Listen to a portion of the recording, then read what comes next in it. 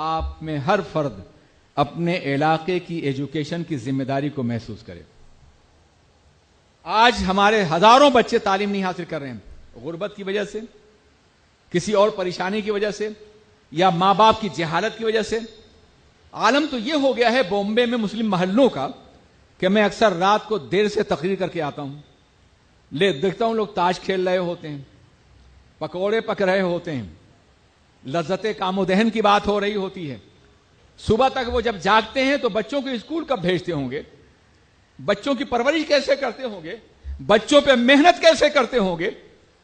میں نے تقریریں بھی اس پہ کی ہیں مگر شاید اس کا اثر نہ ہو. جب ضمیر ایک خاص راہ پہ لگ جاتا ہے، جب احساس مر جاتا ہے کسی قوم کا، تو پھر وہ قوم کبھی بیدار نہیں ہوتی. قوت فکر و عمل پہلے فنا ہوتی ہے، قوت فکر و عمل پہلے فنا ہوتی ہے، تب کسی قوم کی عظمت پر زوال آتا ہے. ہماری قوت فکر و عمل فنا ہو چکی ہے. آپ مسلم محلوں کے مقابلے میں غیر مسلم محلوں میں چلے جائیے، آپ کو بہت زیادہ واضح فرق نظر آئے گا. رات ہوئی، قرآن نے کہا ہے کہ وَجَعَلْنَا اللَّيْلَ لِبَاسًا وَجَعَلْنَا النَّهَارَ مَعَاشًا، ہم نے رات کو لباس اور دن کو معاش کے لیے بنایا ہے. یہ رات بھر جاگتے ہیں اور دن بھر سوتے ہیں. یہ کیفیت ہو گئی ہمارے محلوں کی. ہمیں انہیں بیدار کرنا ہوگا، آپ کو کرنا ہوگا، انہیں صحیح راہ پہ لگانا ہوگا. جو اپنے والدین اپنے بچوں کی تربیت کر سکتے ہیں، پڑھا سکتے ہیں، ان سے کہنا ہوگا کہ آدھا پیٹ کھاؤ مگر بچوں کو تعلیم ضرور دو. توڑ دو یہ ٹی وی، تمام عیاشیاں ختم کر دو، اپنے بچوں کو تعلیم. یہ تمہارا مستقبل ہے. یہ بچے اگر تعلیم نہیں حاصل کریں گے تو انتہائی بدترین زندگی گزاریں گے، بدترین غلامی، اکنامکل سلیوری. ایسے غلام بنیں گے کہ نہ ان کی عزت محفوظ رہے گی، نہ ان کی آبرو محفوظ رہے گی.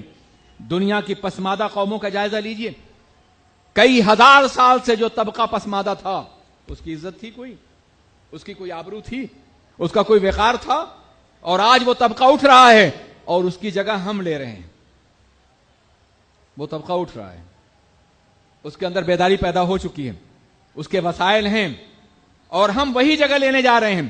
اگر یہ خدا نخواستہ وقت آیا تو صدیوں تک نہ ہماری آبرو محفوظ ہوگی، نہ عصمت محفوظ ہوگی، نہ ہم محفوظ ہوں گے. ہمیں غلاموں کی طرح سے زندگی گزارنی پڑے گی.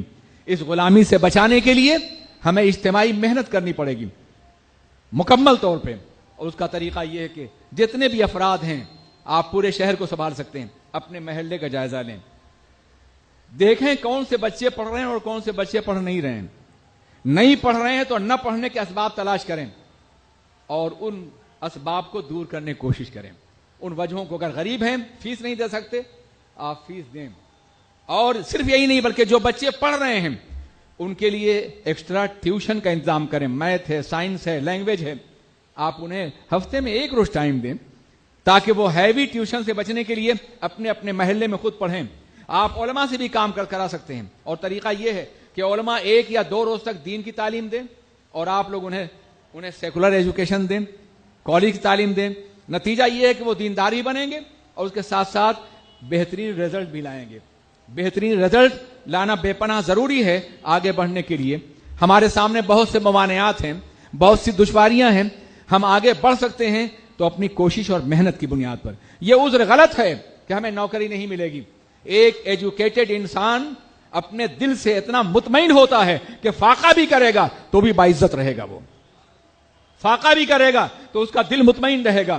اس لیے صرف روزی کے لیے یا نوکری کے لیے تعلیم حاصل نہیں کی جائے، بلکہ ذہن کو روشن کرنے کے، دل کو اجالنے کے لیے تعلیم حاصل کرنی بے پناہ ضروری ہے. اور اب ہندوستان ایک عالمی مارکیٹ بنتا جا رہا ہے. ممکن ہے کچھ لوگ یہاں آپ کو نوکری نہ دیں. اگر آپ کے اندر صلاحیت ہے تو بیرونی ملک سے آنے والی حکومت، فیکٹریاں اور کارخانے اور ادارے آپ کو صلاحیت کی بنیاد پہ جگہ ضرور دیں گے. حالات بہت بدل رہے ہیں، ان حالات سے فائدہ اٹھایا جائے. اس کو باضابطہ اپنے لیے ایک مستقبل کی روشن راہ تصور کیا جائے.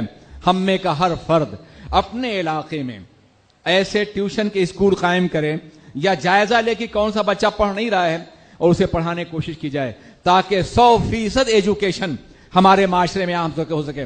ہماری بچیاں بھی، ہمارے بچے بھی، سب کے سب تعلیم یافتہ ہو جائیں.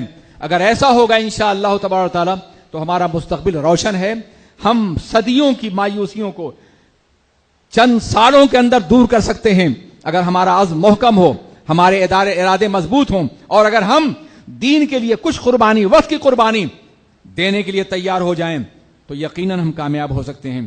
کبھی کبھی لوگ سوچتے ہیں یار زوال اتنے قریب آ گیا ہے، اب ہم کیا کر سکیں گے؟ ہمارے اسلام میں یہ پہلی بار ایسا نہیں ہوا ہے۔